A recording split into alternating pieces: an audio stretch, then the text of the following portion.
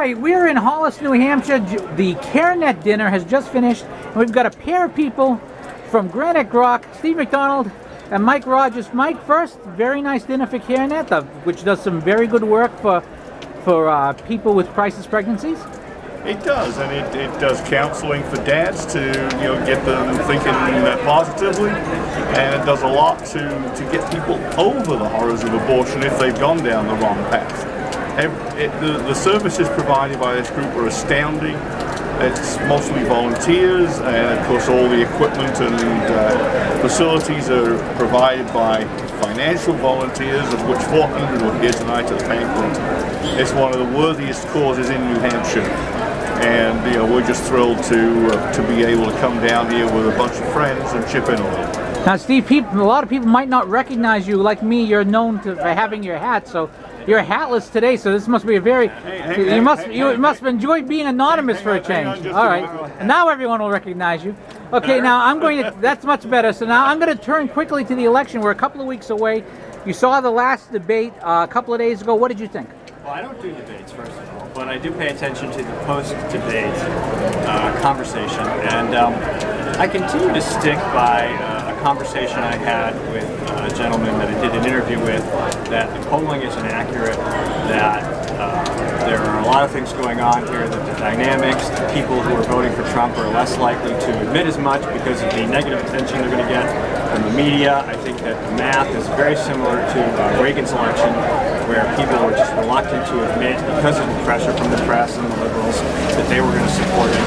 And I think there's a lot of Trump supporters who aren't being polled, because these are new people who came back and re-registered for the first time in decades. I have a very strong feeling that regardless of polling or the debates or anything else, it's going to be very interesting. I'd like to think it's going to be a landslide for Trump, but it'll probably be close because we know that there's going to be a lot of vote fraud, and there's going to be a lot of things going on that will tip this election toward Hillary, even when she doesn't deserve to win. And of course, Mike, we've seen the releases from Project Veritas about how things are going. In fact, we've already seen the woman who was quote-unquote beaten at the Trump rally in North Carolina suddenly changing her tune about what happened to her since these videos came out. Though the media is not covering them, except for like maybe Matt Drudge, of course, is covering them, and Jake Tapper a bit. Do you think this type of thing is going to be a game changer? I think it is. I wish that WikiLeaks had a larger impact.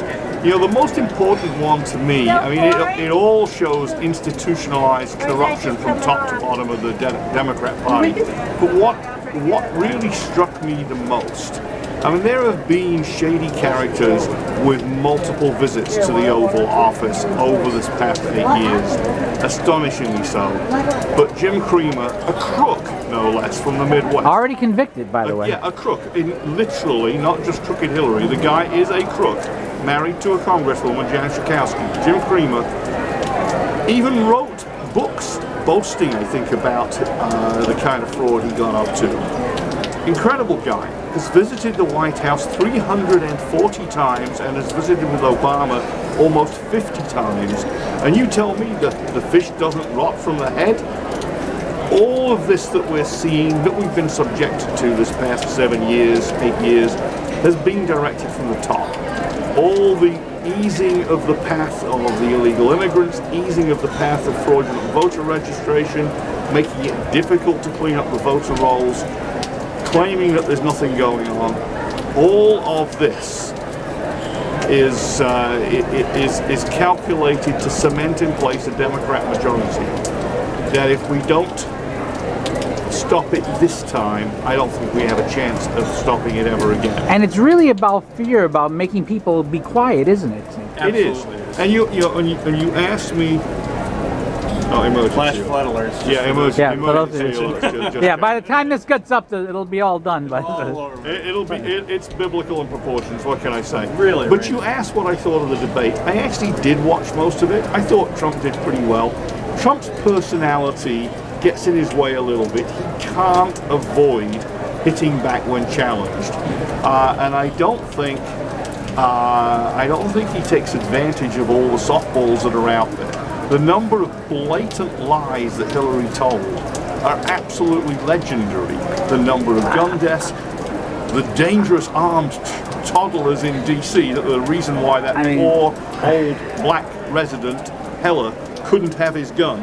Absolutely astounding. I was waiting for Trump to say to Hillary, just to clarify, is this your private or your public position that you're saying right now? That it didn't come. There were so many he could have knocked her out of the park with, leaving her torso there and her head off in the bleachers, but he didn't do it. He did get a few good shots in, so by no means was he terrible. It's just that a practiced poll would have scored far more home runs off of Hillary's positions, because she absolutely blatantly and brazenly lied about so much of it. Even when she says stuff like, independent experts have scored our tax plans. Well, yes, they have, and what they came down with is any way you slice it, the country will be better off under Trump.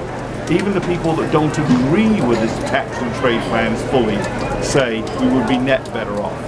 Okay, and Steve, what's coming up in Granite Grok that we should all be keeping an eye out for? Well, that's a mystery, because we're on a little hiatus for Grok Talk, but I'm going to be really, really busy in November for work. So we're going to keep hacking away at the things we do and talking about what's interesting in New Hampshire and the world as time permits, as we are all basically hobbyists at this. And we all have our full-time jobs, and it's been tough. It's been tough for me. It's been tough for Steve.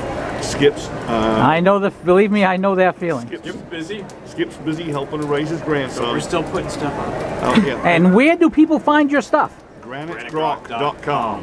Steve MacDonald, Mike Rogers, thank you so much for your time and for participating in this Carenet event, a very worthy cause. Peter, it's always a pleasure.